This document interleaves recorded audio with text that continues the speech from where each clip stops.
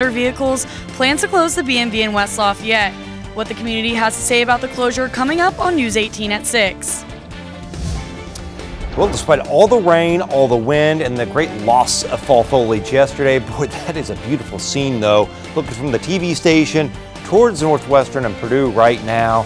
Beautiful evening underway. We're going to talk about the next chance of rain and just whether that will impact trick-or-treating Monday. That's next. You're watching News 18 at 6. News from where you live. Good evening, I'm Jeff Smith. And I'm Samantha Tiki. Thank you so much for joining us. Natalia Barnett testified today.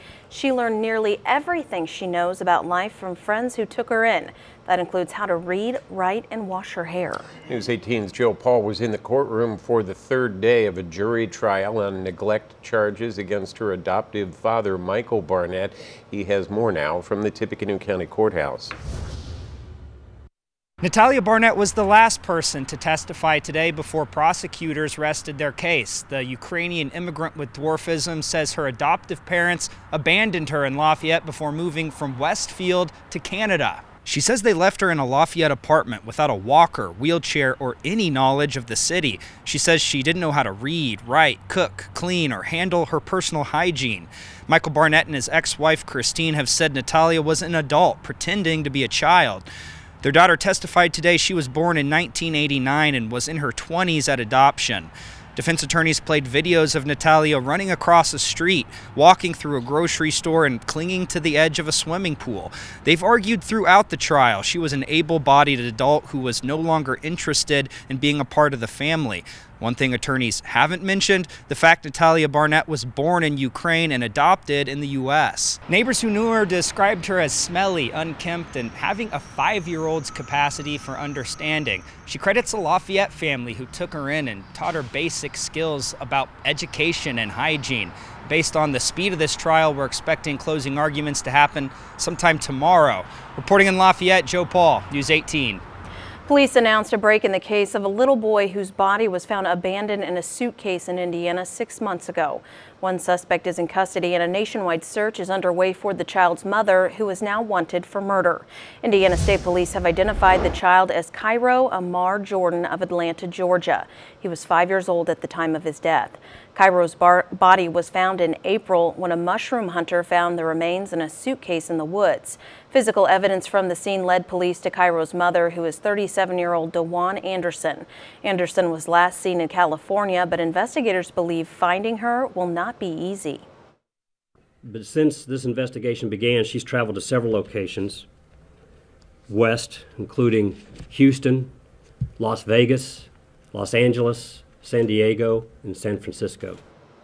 A second suspect was arrested last week near San Francisco. She was charged with neglect and obstruction of justice.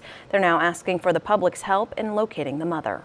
Well, happening right now, people can let their voices be heard about the possible closure of the West Lafayette license branch location. News 18's Maddie D'Addario is live at West Lafayette City Hall with a preview of the meeting. Maddie?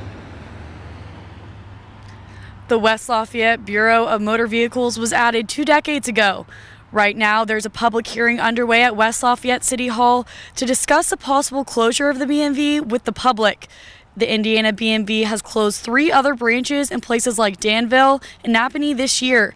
But West Lafayette Mayor John Dennis feels closing one in a place like West Lafayette is a different circumstance. Mayor Dennis tells News 18, quote, "You think they would recognize the necessary environment that we work in to have as many physical governmental branches as we could have because we are one of the most densely populated cities in the state of Indiana," end quote. The next closest BMV to West Lafayette is in neighboring city Lafayette. The Lafayette BMV already often has long wait times, with the West Lafayette branch still open. This is one of the reasons many in the community are against the closure of West Lafayette's BMV. In tonight's public hearing, we hope to learn more on the fate of the BMV, but for now, reporting live in West Lafayette, Maddie D'Addario, News 18.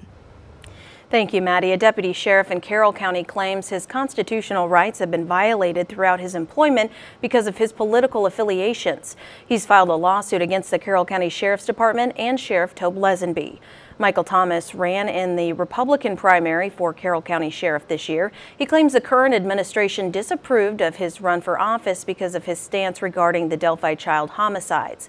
Thomas says his recommendations for experts to be brought in to help with the Delphi double homicide investigation were ignored.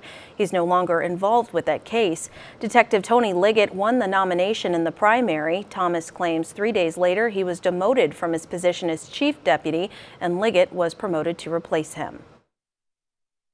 What we're saying here is that, Michael didn't have the same opportunities that other officers had once it was determined that he was not going to support this candidate that the sheriff wanted to see supported and in fact was going to run against him. Things changed for him. He wasn't treated equally with other people in similar positions within his office. Thomas's attorney, Nick Snow, says they will not comment at this point on Thomas's specific demands or any type of remedy he seeks through the filing of this lawsuit. Sheriff Tobe Leazenby has not responded to News 18's request for comment as of the airing of this story.